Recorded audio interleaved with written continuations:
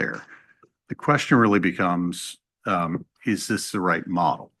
Because most of the universities, per Chair Pryor's comment, have switched to a dues-free and university-run association. And that's the significant trend. And part of that, I think, is because you're trying to attract young alumni to interact with the university.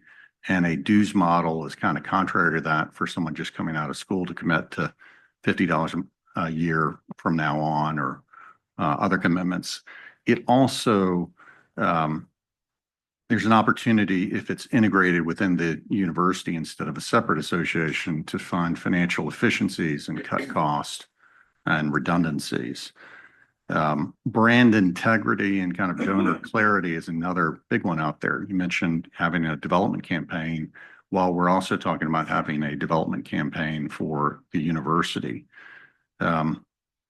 So, from my standpoint, I think there's a case to be made for reform to reintegrate the association into the university rather than have that be a separate association.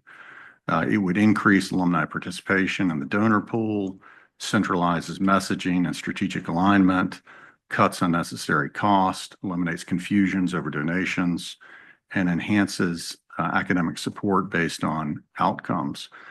I would think the next steps of that, if the board had any interest in that, would be to commission a study to analyze potential savings and engagement growth by transitioning to a no-dues university integrated model, and then request GAA and university advancement develop a joint operational merger plan, and then look at phasing out dues over a 2 to 3 year window focused on young alumni and returning milestone classes. So just throwing that out for a suggestion, because I think at the end of the day, we're talking about serving the university and serving the alumni. And right now, if we're looking at 25% of living alumni being roughly membership dues payers, based on my estimates, 25% roughly. So I did want to clarify that we serve all 370,000 living alumni. Our members get perks and discounts, but we do serve all 370,000 living alumni. And with regards to your question, I respectfully disagree. I don't think that model is better, not just because I'm running the Alumni Association, but because before I took this role, I did invest some time into asking people who would be my peers about that. And I can say that of all the peers that I've talked to, we have a lot of conferences and reunions that we gather. The feedback that I've received is over the past 15 years that that's happened, there hasn't been sort of a study that shows that that's actually a better model. In fact, one of my peers actually at Oregon gave me a great analogy, and he said, combining alumni and development is sort of like boys and girls in schools.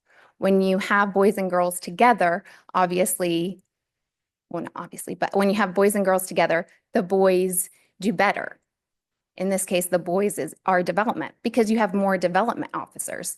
But when you separate the boys and girls, the girls do better.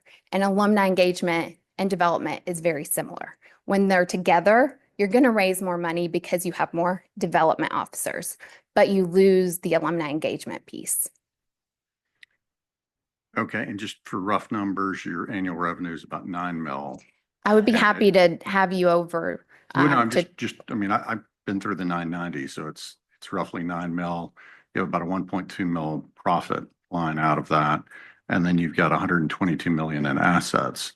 So what making the case for, and I understand the case for the separation concept, that it's engaging alumni in a non-ask environment, I guess is the main concept. Yes. And then how is the Alumni Association contributing towards that? What dollars are flowing back in to support the university? Well, again, happy to go through the numbers, the operating revenue offline. I can tell you that in the past, when we received money, we don't anymore. We contribute in a number of ways. $250,000 to maintain alumni records, $50,000 towards a Salesforce marketing campaign, and in a number of other ways. But we're not only contributing, our role, in my opinion, is not to contribute financially, but to contribute from an engagement perspective, connectivity, helping to build the future pipeline for donors for development.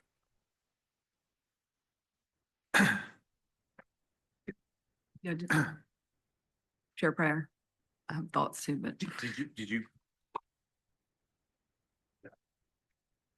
First of all, I want to thank you for your willingness to work with the board in good faith. And just know that I really do genuinely appreciate it. And I feel that, in my view, having been on the board for almost 6 years now, the vast majority of all the issues that have caused concern among this board predate your stepping into your current position. That being said, as Trustee Cotis just referenced, and I heard you say you do want to be financially stable, you do have an endowment of over $120 million. I think the vast majority of that money was raised in a way that diluted money that would have otherwise been raised for the university. And a lot of it is things like this, you know, the trips and the things that you do. And I used to get these myself. I'm a life member, but after asking questions a few years ago, I got dropped from the mail list. So I can get you back on. well, I would appreciate it. I would appreciate it. But I happen to have a friend who provides me with everything that I no longer get. And things like the life insurance that I don't get anymore, or the credit card solicitations I don't get anymore. But I want you to know, I think that there's a real good case to be made that the vast majority of that endowment really should be the universities, not yours, because it ultimately was raised off the back of the university. And this is just my view. When I look at your strategy statements, mission, vision, I would rework the entire thing. Your mission should be to support the university. Your vision should be to support the university. The value should be supporting the university above everything else. And through no fault of yours, because it preceded you, there was a steady, deliberate effort to create a separate mechanism for funding the General Alumni Association that was not the university. And I think in a way that was much like a parasitic relationship where a parasite attaches itself to a host body, that's how I view it. And the parasite never kills the host body, it just lives off of it. And that's what happened to the tune of $120 million, in my view. Thank you. Certainly appreciate your opinion, Trustee Pryor, and your support. I think we've had a great working relationship with the board since I started, and I really deeply appreciate that. I can say that I am looking to the future. I am trying to find a way to be the most supportive alumni association that we can be. And part of that is connecting not just with Mike and development, but also elevating all of our deans, elevating our faculty, helping showcase all the wonderful things that are happening, working with athletics on game day experiences. So I'm happy to share that you're all invited. In the fall, we will be opening up the Alumni Center, which typically is not open on game days, and we're going to be hosting what we call Heels House. We're inviting all alumni friends back to campus. You get a free beverage of your choice if you are a member, but everyone is invited to come. And so that is, I think, a way that we're showing how we're using our resources to be an asset for the university. does anyone else have any other questions or thoughts, Karen? Trustee Jane? Quick question. And again, I really appreciate your being here, and I appreciate the work that you've done with the Alumni Association. Sometimes it's difficult to come in after someone has been in a leadership position for a period of time, and it's very refreshing to see the changes that you're making. I was wondering if you could speak to the magazine and some of the content in the magazine and how you view the content in the magazine and how it furthers support of the university. That's a great question. And I think I see the magazine as another great asset that can be used to elevate. And we are continuously talking to our communication staff on how we, as you can see, one of our initiatives is to spotlight alumni champions and be more intentional about raising awareness about all the wonderful and great things that are happening on campus. As you can imagine, we get a lot of questions too about just the news of what is happening on campus. And so part of being an engaged alumni is understanding what's happening on campus.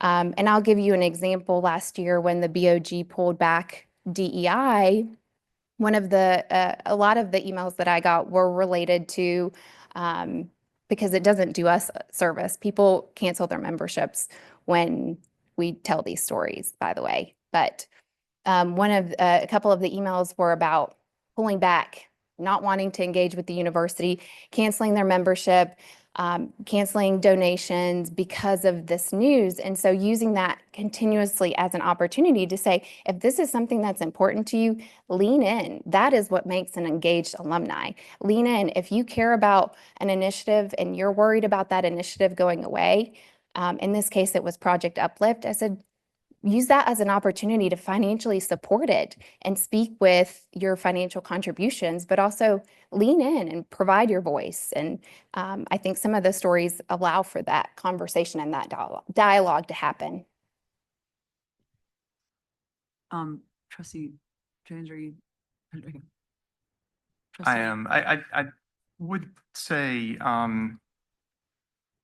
as we talk about advocacy, especially when it comes to the legislature and advocacy in other areas,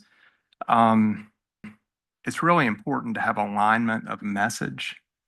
And I appreciate the magazine being a forum for people to understand what's occurring on campus. I do think that the magazine and the content, were it more neutral, might help promote the alignment in a way that doesn't take away from making sure people understand what's going on campus, but also doesn't fracture the voices of all the alumni, especially as we go out and try to tell the story of the university to the broader public.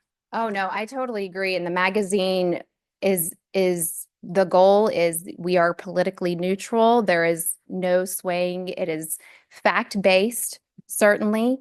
But if you do come across a story that you feel like is not neutral, I would welcome that feedback, because that's been my expectation of the magazine, and we are aligned there. A great opportunity that I can share. We are participating in the Research Takeover Week that the university is doing this week, where all of the websites have been turned to research stories.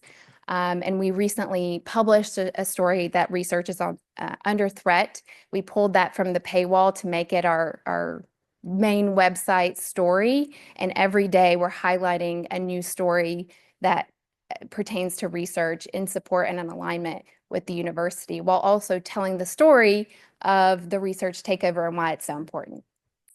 And I would add on the magazine, I would actually disagree and say I don't think it should be a forum. And it doesn't align with the mission and the vision you just shared of strengthening your lifelong connection and having shared connections. I think that it's a magazine, and perhaps we leave the forum and the reporting and the factual, neutral information to the DTH and the NNO and the news publications. Certainly. No, that's great feedback. Thank you. Couple of comments. Number one, my daughter graduated in 2017, and to this day, I get 2 alumni magazines because she will not change her address. So, Mr. Pryor, I know you've moved a couple of times, but if you haven't called them up and told them to change the address, they're probably not going to send you anything. You may have done it. I know you're getting those from your friends. Okay. on this board. Okay. Secondly, let me put my alumni hat on here and give my opinion, since that's what we're doing is just giving opinions. I kind of enjoyed the fact that as an alumni, I get to read the magazine and mainly look at the obituaries and seeing all my friends that are dying. As you like to point out, I'm the oldest on this board. But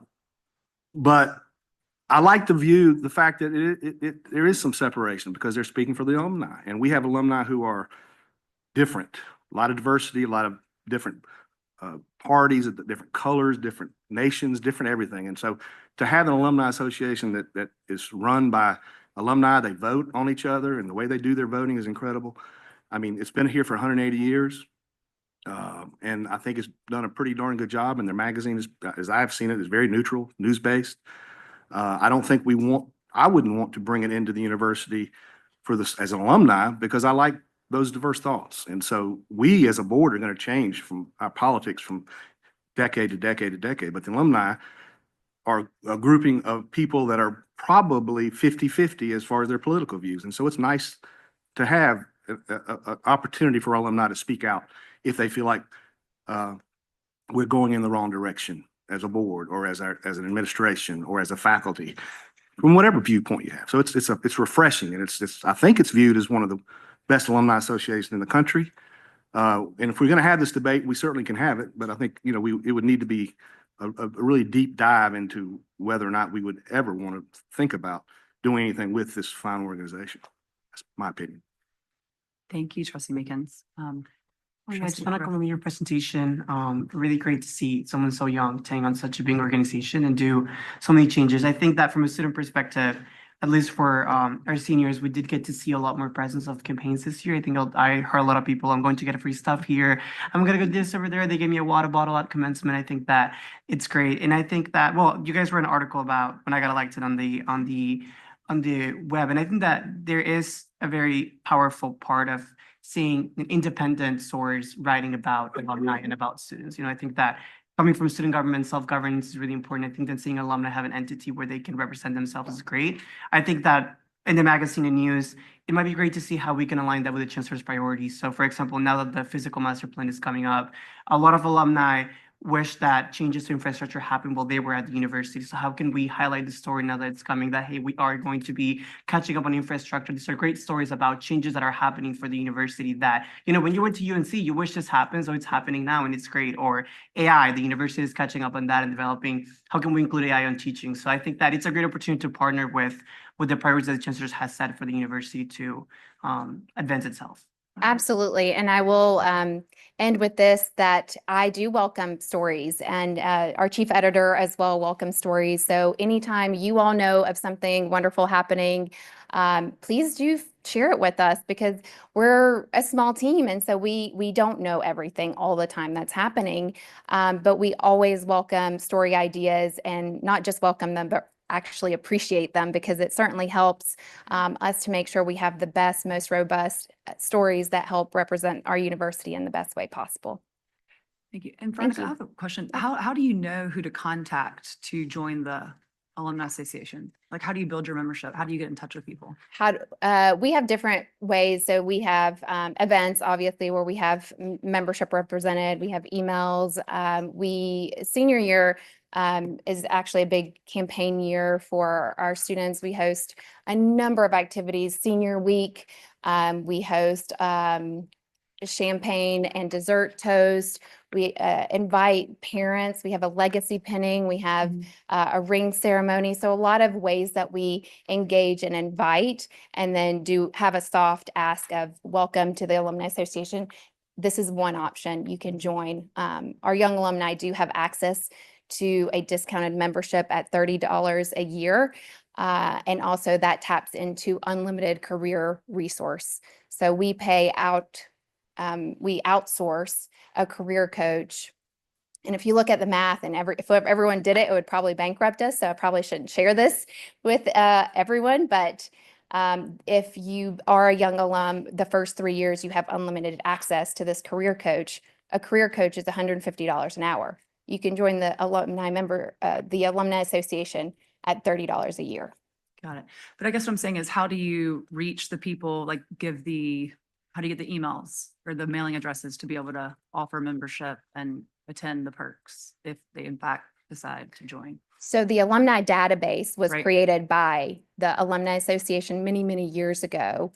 And over the past couple of years, we've shifted that model, and those people no longer sit under the Alumni Association in our building, but sit in here. But historically, that was how it was built. And it was created because how would they know who was a graduate? I'm sorry. How How would would the they- registrar Right, how do you know who to contact to be a part of the Alumni Association? in the shared database? The database from the university? Yes, Okay.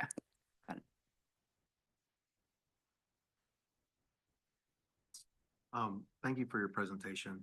I just had a question for you. Like this, I guess, is something hypothetical. If somebody in the administration, like in the development office or university affairs, whatever, if they needed the alumni association's assistance on something, can they direct you to do it, or do they have to ask you to do it? I don't think, so I report to a board of directors that's alumni led, if that's what you're asking. Mike So they could have- ask. They have to ask. Normally, you would oblige them, I assume. Right.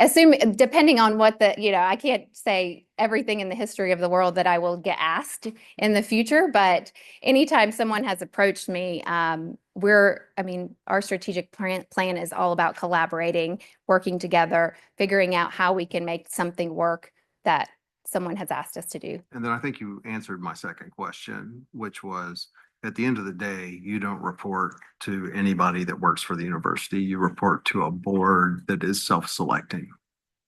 I report to a fiduciary board. Yes, that's correct. Okay. So, But in the past, this position has had a dotted line to the chancellor, is very connected to the chancellor. I have one-on-ones with the chancellor. I met with him this morning, keeping the administration updated. I shared this strategic plan with all of Mike's directs and his entire team. I have shared it with the chancellor's joint cabinet. So it's a very collaborative environment, but but reporting at the lines, base of the yes. tension that I think the other board members are talking about is that you have a large corpus of funds from UNC alums. You develop the list of those alums by getting graduates from the registrar's office. But at the end of the day, you don't report back into the administration. If there ever was a conflict, you report to an independent, self-selecting board of directors. And that's the tension. Event itself. Absolutely. In the pandemic, I think they were discussing. Your membership, you can join as a member to get Uh-huh. membership perks like the magazine and discounts to our events. But the campaign that I referenced for the building is actually in collaboration with Mike. So we have Susan Sao from. Okay. So, But in the past, this position has had a dotted line to the chancellor, is very connected to the chancellor. I have one-on-ones with the chancellor. I met with him this morning, keeping the administration updated. I shared this strategic plan with all of Mike's directs and his entire team. I have shared it with the chancellor's joint cabinet. So it's a very collaborative environment, but but reporting at the lines, base of the yes. tension that I think the other board members are talking about is that you have a large corpus of funds from UNC alums. You develop the list of those alums by getting graduates from the registrar's office. But at the end of the day, you don't report back into the administration. If there ever was a conflict, you report to an independent, self-selecting board of directors. And that's the tension. And what we're trying to figure out here is how to make sure that everything is working smoothly and that tension is lessened, right? And I believe that's the other associated entities, right, would be in Sure, that sure. I same. mean, absolutely. Yes, you're right. Okay. And And I just want to make sure I understand understand that, the like, structure. at the core, yes, that's where the tension is. yes. Okay. And we do have a chancellor's delegate on our board as well. So Chris McClure serves on our board. And how many board members do you have? We have total about 50 board members, but, 2% of the vote. yes, but that's, I don't think he has a vote, does he? no, He's he's ex officio. ex officio. Okay, so But- 0%. Correct, but he's aware of everything that's happening. That would be a great opportunity. If he saw something in those board meetings that he is not in support of, he would let me know immediately. The chancellor, there are checks and balances. I understand. I'm not being critical of you. I'm just saying, I just want to make sure that I understand that, like, when the board members who have been on the board longer than I have, and they're talking about some of these issues, that dynamic is at the At the core. core of any tension that there is. All right. And as a board member with John 6 years ago, I think John and I both agree that things have gotten significantly better in terms of that. yeah. As far as, in other words, I think we as a board 6 years ago let the General Alumni Association know that we had concerns. And I think things have gotten better. And I even know, and if I recall, and you might remember, John, during the pandemic, I think there were discussions with the Alumni Association about helping with their funds if needed. And I don't know if we ever tapped into that or didn't, or if that was an offer that was, officially made, but I know that was there to discuss. And I know, for instance, the Alumni Center that they paid for is used by our university on a regular basis. I mean, constantly. And so anyway, just some things to think about. And so, Veronica, let me add, I appreciate you doing your best to try to alleviate those tensions. I just wanted to make sure I understood. No, I understand. Thank you. I agree. Thank you. And just to underscore what Ralph was just saying, I agree. It is so much better. And that's why I preface my remarks by saying all of my concerns really do precede Veronica's taking the position of president of the organization.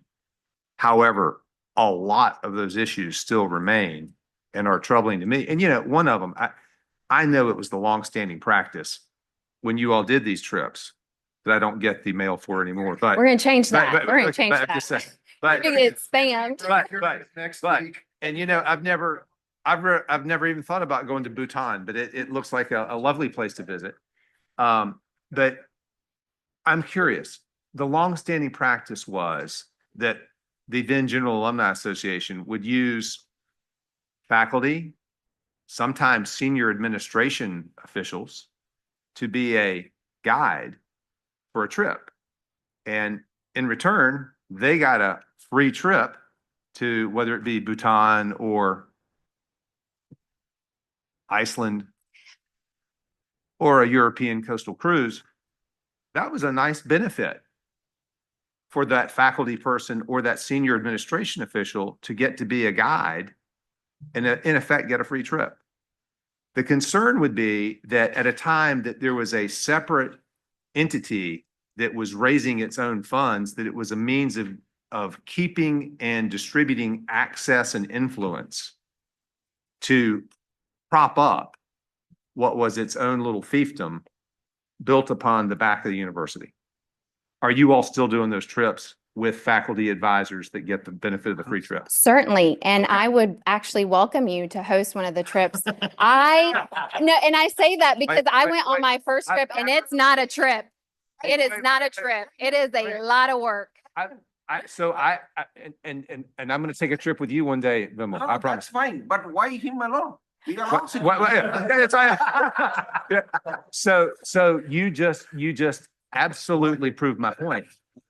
There has never once been an invitation for anybody on this board because I assume it would be a conflict of interest, right?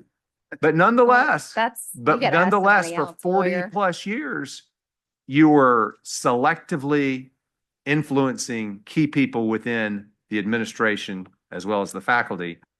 And I think it was not.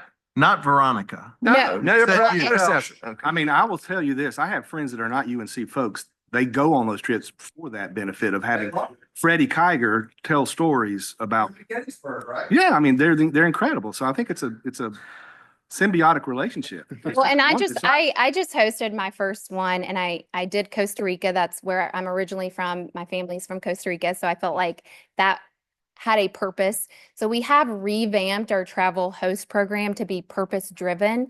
And I would love for you to come over. I would love to speak to any of you about this purpose driven host role, because after having gone on my first trip, the alumni engagement that you get going on those trips is out of this world. I was on a boat on the Pacific Ocean, hosting an alumni reception. At the end, we all locked arms, sang Hark the Sound. I came back with 20 best friends, and I am not exaggerating. The level of connectivity and engagement. I had dinner with travelers this past Friday. I'm always hearing about travelers that meet, continue to get together. It is a really special program, and I would welcome you to experience it. In my continued gesture of good faith, I'd love to have lunch and talk to you more about it. Thank Sounds you. good.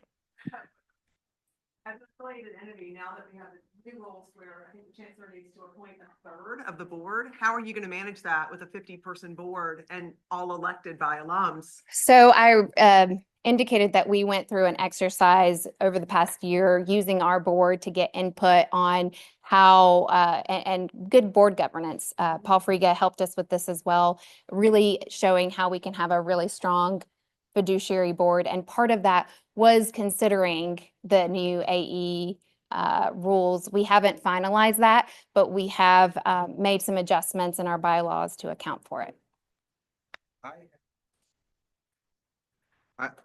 First of all, let me congratulate you.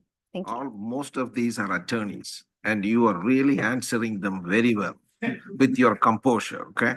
If it was me standing there, it would have been different, honest, I tell you. These guys are fantastic. Now, make sure John comes on the next trip, okay? But saying that, the one doubt I have, okay, first of all, I'm not an attorney. The doubt I have is, you are soliciting funds from Alumni. No, we're not a development arm. So we Yeah. are membership. You can join as a member to get Uh-huh. membership perks like the magazine and discounts to our events. But the campaign that I referenced for the building is actually in collaboration with Mike. So we have Susan Sao from the development office that's helping us. And through this process, we're actually helping to build out a pipeline of future donors for development. To the development. So actually, you're working with them. Yes, that's right. Not, I was confused because if I'm an alumni waiting, if you come and ask money and he comes and asks money, I'll be confused. So that is not what we are doing here, right? Correct. Okay, thank you. I appreciate that. But Thank you for really, the- you are great. Thank you. Okay. Thank you. Does anyone else have a comment? Trustee Brian, or a question? Yeah, and maybe I just want to do a follow-up, but I don't know how involved we are across the country. I mean, I thought about it some when I've been up Labor Day the past couple of years in New York City. I don't know. I know they have, there's like the Carolina Bar in Manhattan called Slattery's. I don't know how much the alumni. So our New York club is actually one of our strongest alumni clubs. They host a number of events, including they just hosted an arts brunch. They have a senior send-off for students from the area. They do a fall reception where they invite the chancellor and a number of people. So they have our volunteer board there is incredibly strong, and that's what we hope to recreate all over our other clubs. In other areas of the country, is there any, one thing I noticed, like when I was at the event, there was a kid who had gone to, I don't know, some school, Yale or somewhere, whose mom was actually in the administration somewhere. So there were ancillary, people tied into Parents, that were not, mhm. yes. Sort of like I think about the military, when you get the insurance, you can keep getting it Yeah. down the line, like, are the invites for that kind of stuff, is it all? Is it broader? It is broader. And so one thing that we were really intentional about with our strategy statements, it didn't say, reach alumni, because our base is focused on alumni, but our members extend beyond that. Sometimes we have parents that join because they see it as a great opportunity to get connected with their local club, to get the magazine. Sometimes for this, not to go back to the trips, but this trip that I hosted, we had a parent. They were two parents. They were traveling with Brown, and they saw how much fun the UNC group was having. They came, they sang Hark the Sound with us. He said, I want to travel with Carolina from now on because we bring the Carolina spirit, and it's not just us, the Alumni Association, it's all of us. And so people see it not just here, but all over, and they want to be a part of the family. Thanks. Thank you. Anyone, Trustee Curtis? Just a quick thought. Again, I'm not, I understand your commentary about not wanting to be on this trip and you're stuck on a boat with development folks asking you for money the whole time. John probably would jump off the boat after a while with that, but, so I understand that concept, but when I guess we're not talking about necessarily, advancement running the Alumni Association only, but there's shared services or costs that and operational efficiencies that could be gained and shared efforts that could reduce cost if it was more part of an university affiliated or university integrated entity instead of affiliated. I know that's not maybe in your best interest or the best interest of your board who want to have that control themselves, but it may be in the best interest of the university. And so I do think it still warrants a review and maybe a subcommittee that looks into really all affiliated entities and how they may operate with the university and what the best structure might be for moving forward on those. So again, it's not just directed at your group, but really any affiliated group. Thank you, Trustee Curtis. I think we should wrap up. Thank you for your presentation. And just as follow-up, I think, Marty, you were going to get with Veronica about financials, and Jen, you asked a good question about the boards and with the chancellor, and we're happy to help. Thank you. Thank you. Thank you for the time. All right.